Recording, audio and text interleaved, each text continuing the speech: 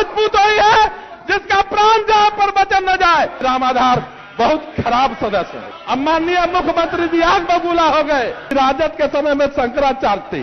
बिल्कुल मेरे पास प्रमाण है अध्यक्ष महोदय, ये भ्रष्टाचार में संलिप्त है अध्यक्ष महोदय। सवाल नहीं है। और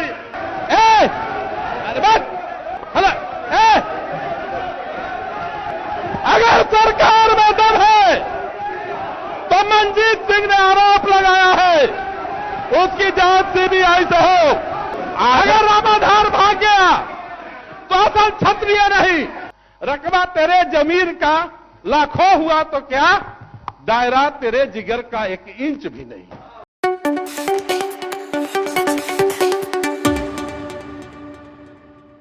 माननीय सदस्य राम आधार सिंह, और एक आग्रह अध्यक्ष महोदय निवेदन पूर्वक आपसे करना चाहूंगा महोदय कि मैं 4 बार का विधायक हूं।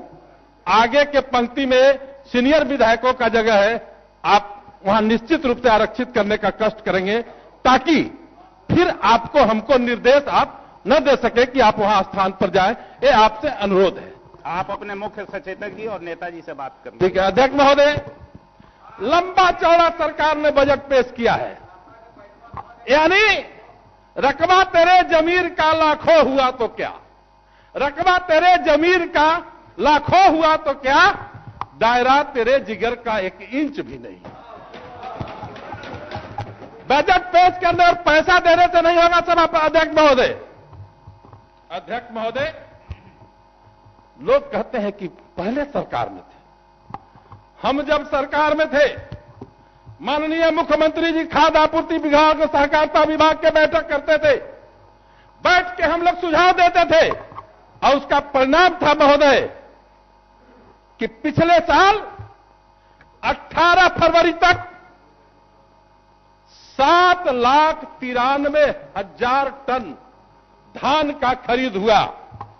लेकिन हम जब सरकार में नहीं है, कोई सुझाव देने वाला नहीं है, लेकिन हम विपक्ष हैं और विपक्ष सत्ता पक्ष का आंख होता है अध्यक्ष महोदय। और हम सरकार के आंख होने के कारण हम बताना चाहते हैं कि सरकार के पदाधिकारियों के निकम्मापन के कारण अध्यक्ष महोदय आज तक मात्र 3,80,000 टन धान के खरीद 18 तारीख तक हुआ है। जब हम सत्ता में थे तो 7,93,000 और जब हम विपक्ष में अलग है अध्यक्ष महोदय तो 3,80,000 टन। अध्यक्ष महोदय, मंत्री जी का घोषणा अखबार में पढ़े हैं, ट्रक में जीपीएस लगाया जाएगा। मंत्री जी, राइस मिल पर जो धान जा रहा है वह ट्रैक्टर से जा रहा है और आपके पदाधिकारी भुगतान करेंगे ट्रक से। ऐसा न हो कि पहले जिस सरकार में आप मंत्री थे, पहले जिस सरकार में मंत्री थे, फिर न तो मंत्री के बोले दबुआ न मुख्यमंत्री के। अध्यक्ष महोदय, जब पहले जिस सरकार में थे, माननीय खाद्य आपूर्ति मंत्री जी हम आपको आगाह करना चाहते हैं, सचेत करना चाहते हैं कि ट्रक पर जाना चाहिए, लेकिन ट्रैक्टर से जा रहा है राइस मिलों में धान। और राइस मिलों में धान जब ट्रैक्टर से जाएगा अध्यक्ष महोदय, और जब जांच होगा तो मुझे डर है कि जैसे पहले जिस सरकार में आप थे, उस सरकार के मुखिया स्कूटर पर सांड ढोवाकर जेल गए, ऐसा नहीं हो कि कल जांच होने पर ट्रक के जीपीएस के नाते आपको भी जेल जाना पड़े मंत्री महोदय। ये एनडीए के सरकार में सहकारिता मंत्री रहे अध्यक्ष महोदय, और इनके समय के इनके कार्यकाल को सरकार की जांच कराई जानी चाहिए। बिल्कुल मेरे पास प्रमाण है अध्यक्ष महोदय, ये भ्रष्टाचार में संलिप्त है अध्यक्ष महोदय। सवाल नहीं है। और शांति। अरे बैठिए ना।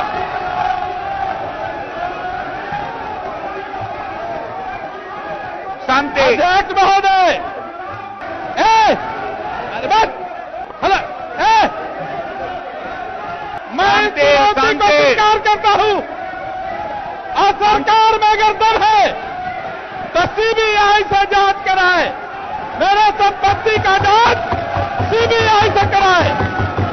और सरकार में अगर दम है तो मेरे सहकारिता मंत्री रहते भर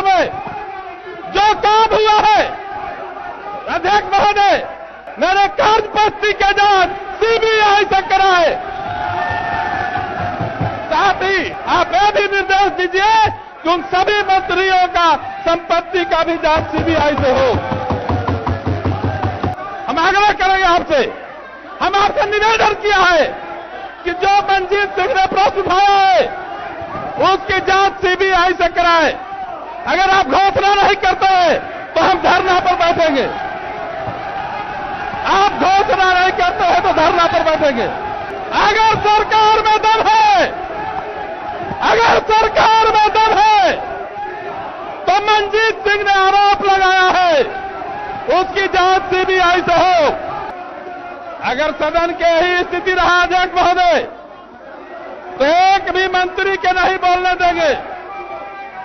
अगर सत्ता पक्ष के सदस्यों पर आप अंकुश नहीं लगाते अध्यक्ष महोदय तो मुख्यमंत्री को भी अपना जवाब नहीं देने देंगे। मैं चुनौती देता हूं, मेरे संपत्ति और मेरे परिवार की संपत्ति की जांच के साथ साथ सभी मंत्रियों के संपत्ति के जांच सीबीआई से कराए। अगर रामाधार भाग गया तो असल क्षत्रिय नहीं, अगर भाग गया रामाधार तो असल राजपूत नहीं सर हुजूर। अगर असल सही राजपूत वही है जिसका प्राण जहां पर वचन न जाए।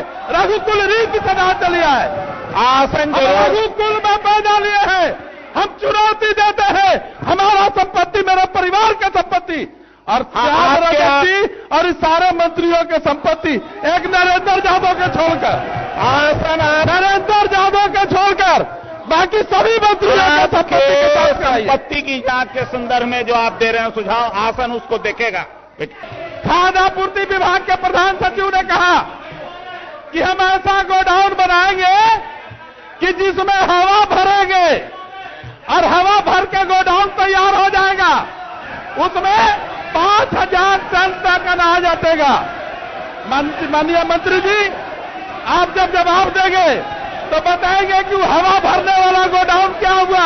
हवा भरने वाला गोडाउन, जिस तरह माननीय सत्ताधारी सदस्य बेकाबू है, अगर हम भी बेकाबू हो और श्याम रजक जी के एक को बोली नहीं बोलने दे, ऐसे भी श्याम रजक जी के गला फसल है, उनको आवाज नहीं निकलेगा, वो उषा सिन्हा वाला ही भाषण देंगे हम जानते हैं।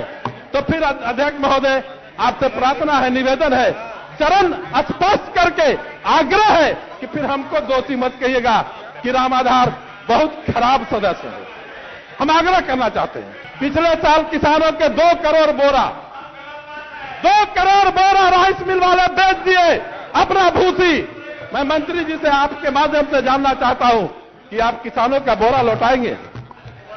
पिछले साल जब हम सरकार में थे तो हमारे सुझाव पर, हमारे आग्रह पर माननीय मुख्यमंत्री जी ने आदरणीय जो प्रधान सचिव हैं उनको निर्देश दिया था एसएफसी को कि आप क्रय केंद्र धान बहुल क्षेत्रों में हर प्रखंड में 2 खोलाए।